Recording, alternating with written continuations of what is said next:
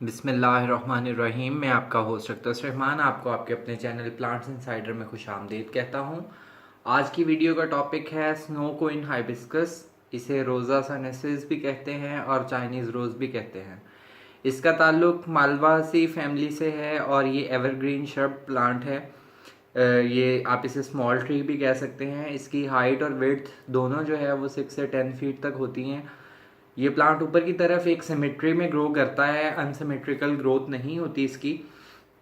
इसके लीव्स या तो ग्रीन होते हैं या वेरीगेटेड होते हैं, वाइट और ग्रीन इस तरह के। ये देखें, और ये ग्रीन लीव्स भी हैं इसके और वेरीगेटेड लीव्स भी हैं।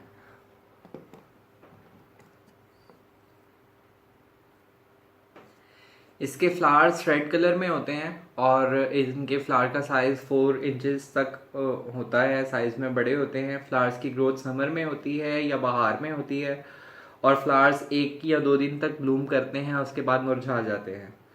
ये हार्डी प्लांट है। अगर इसे फ्रॉस्ट से बचाया जाए तो ये पूरा साल इजीली जलता रहता है। इसे फ्लावरिंग के लिए सन में रखना ज़रूरी है। इसे दिन में कम से कम 5 या 6 घंटे की धूप चाहिए होती है।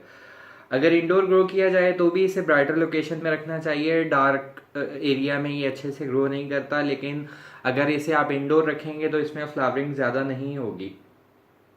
और ज़्यादा डार्क में रखने की वजह से जो है इसमें फ्लावरिंग भी नहीं होगी और ये लेगी होना शुरू हो जाएगा। इसे फर्टाइल सॉइल पसंद होती है जो स्लाइटली एसिडिक हो। उसकी पीएच रेंज जो है वो 5.5 से 6.5 तक हो, और इससे वेल ड्रेनेज सॉइल पसंद है, उसमें ये अच्छे से ग्रो करता है। इसे हार्डी सॉइल पसंद नहीं है, चिकनी मिट्टी से पसंद नहीं है, उसमें ये अच्छे से ग्रो नहीं करता। जब इसकी सॉइल बिल्कुल ड्राई हो जाए तो आप इसे पानी दें, और पानी अच्छी तरह से दें ताकि जो है वो पानी ड्रेनेज होल से जो है वो निकलना शुरू हो जाए। जब भी आप इसे पानी दें, 1 दिन बाद या 2 दिन बाद, जब भी इसकी मिट्टी सूख जाए। अगर गीली मिट्टी में आप इसे पानी देंगे तो पानी फ्लावरिंग जो है वो भी ज़्यादा नहीं होगी और प्लांट्स की रूट्स जो हैं वो रॉट होना शुरू हो जाएंगी ओवर वाटरिंग की वजह से।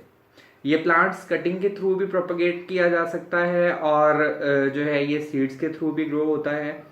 स्प्रिंग के एंड में या समर में इसकी कटिंग लगाई जा सकती है। रूटिंग हार्मोन लगा के कटिंग लगाने से ज़्यादा बेस्ट रिजल्ट मिलता है। कटिंग 4 से 6 वीक्स में अपनी रूटिंग स्टार्ट कर देती है। एयर लेयरिंग के थ्रू भी इसे प्रोपगेट किया जा सकता है, लेकिन एयर लेयरिंग जो है वो सिर्फ समर सीजन में आप कर सकते हैं।